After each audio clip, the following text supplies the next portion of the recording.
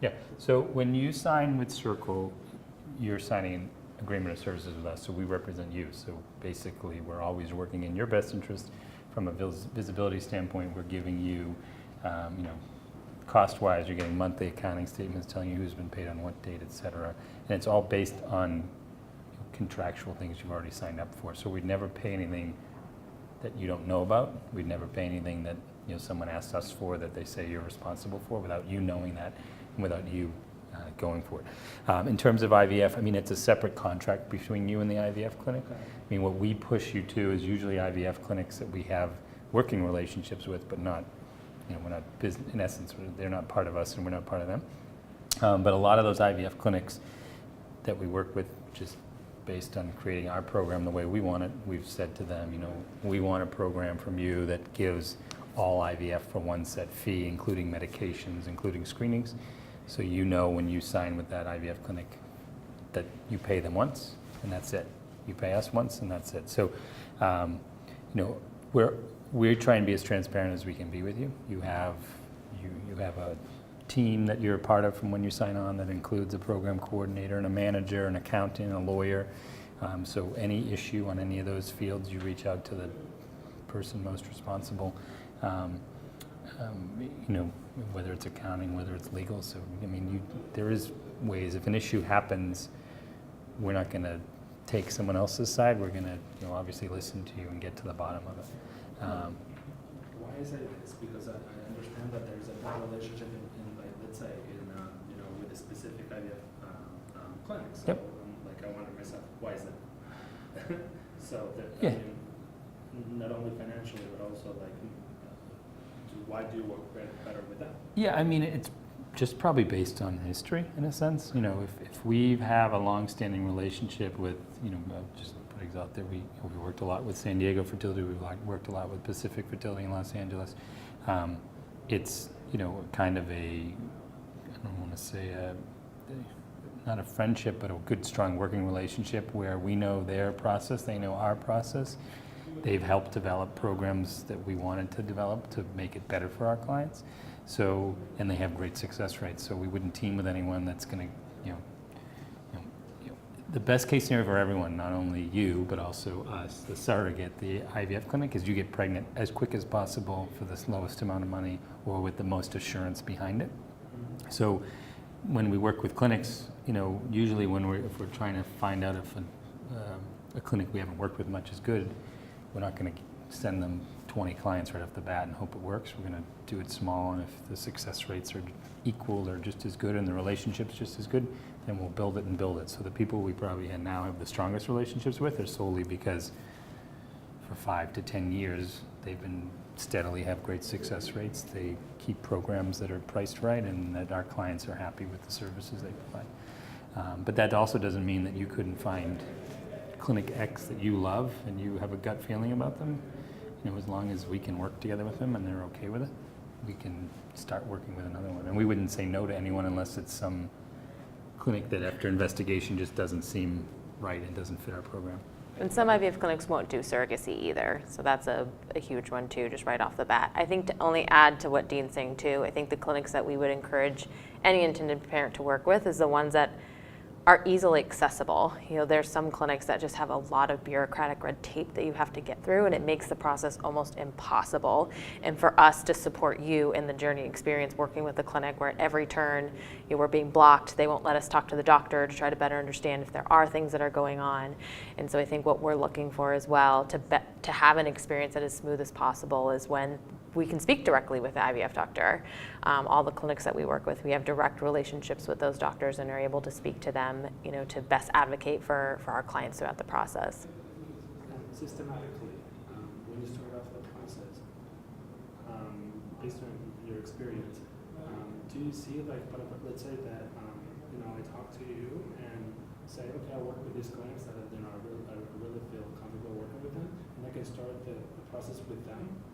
Let's say I have the contract with them, yep. And then because of our schedules, it's better, and then we get all that process of the IVF, and then let's say down the road 6 months later, we can start working with you as an agency. Is that systematically possible? Yeah, absolutely. Yeah. I mean, because, I mean, if you go just to the other world of heterosexual surrogacy, I mean, a lot of them come to us already having embryos created and already having their clinic done and that part process. So, I mean, however you want to do it, you can do it. I mean, we're flexible in that we work with same-sex, single, straight, gay, but also we work with people that start the process one way or another way.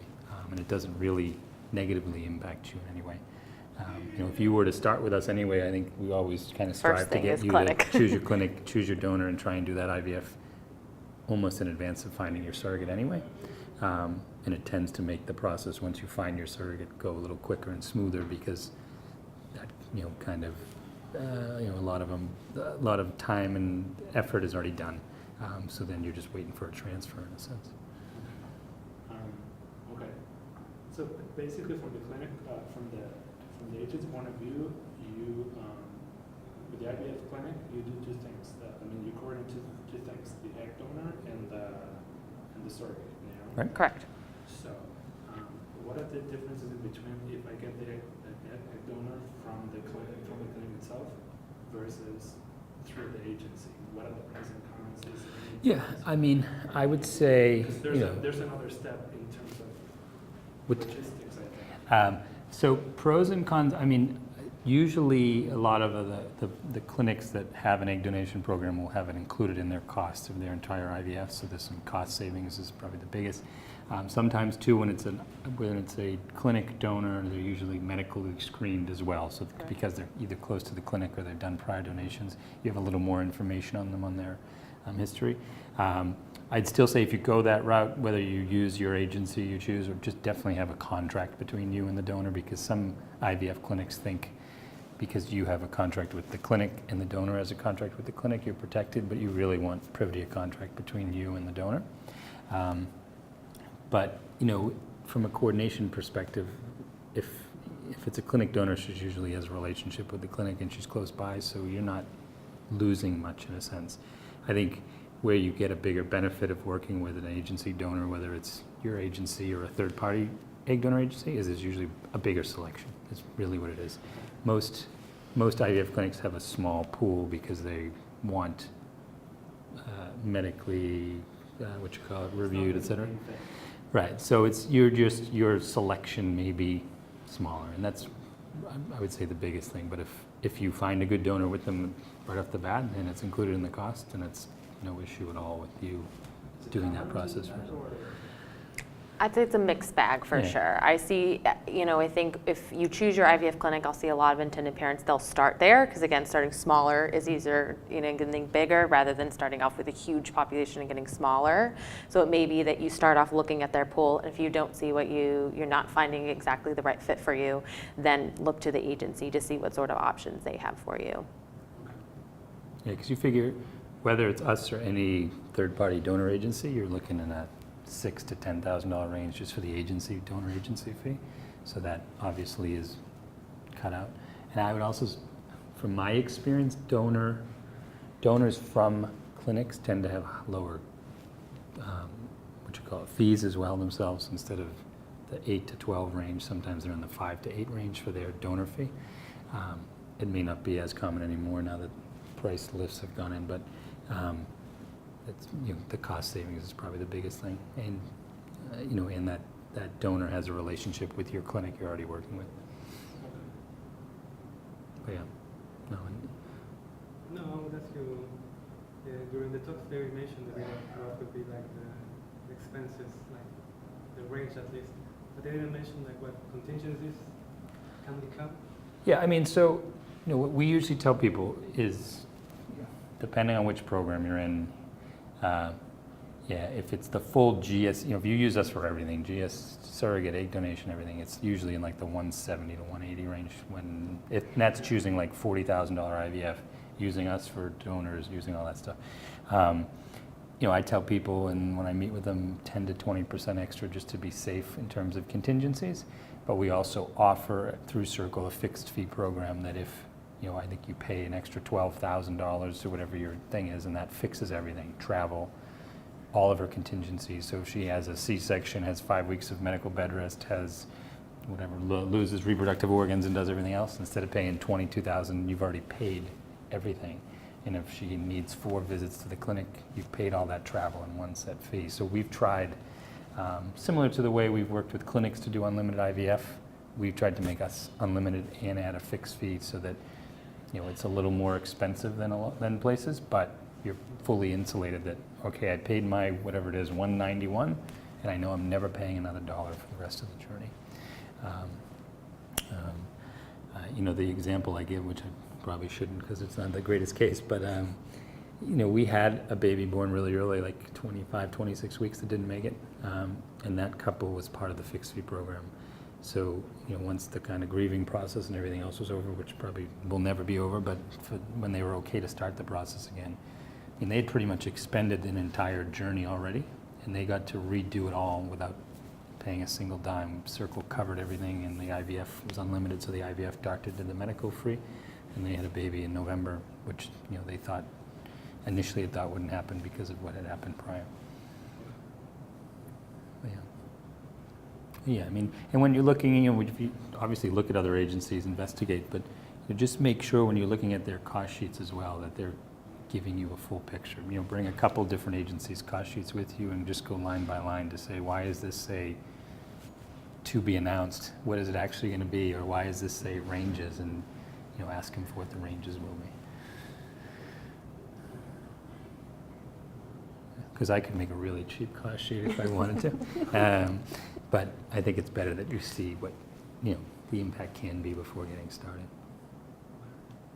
Do you usually? Okay. So, I'm thinking, like, because I'm not from here, I'm not Yeah. American, so, like, you know, especially, like, every time we get a contract in here, it's so detailed. Like, It's because of our lawyers. So, but usually, like, and then parents also get, like, another lawyer to revise all that, or it's like, I mean, it depends. I mean, it's not. It doesn't hurt to have some other eyes. Most don't, but you know, if people ask me who they should talk to, there's a bunch of attorneys that are prominent in this field that will do agency reviews for like $500. So it's a one short number, and they'll give you some changes you should make to your agreement for services. All your other agreements, obviously, whichever agency you're working with, you're going to have an attorney who's going to help you. But the one with the agency, if you do want someone to look at it, find someone who's a surrogacy attorney. You know, I say that because I've dealt with like really expensive partners at expensive law firms that have no idea what surrogacy is, and they're charging someone probably $4,000 to not give any information. Yeah. Yeah. But there's a bunch. I mean, there are, you know, the two that I'm thinking of offhand that do a lot of our contract review, or they own agencies too, so they're lawyers already and they're experienced in this field, so they're happy to review a contract for $500.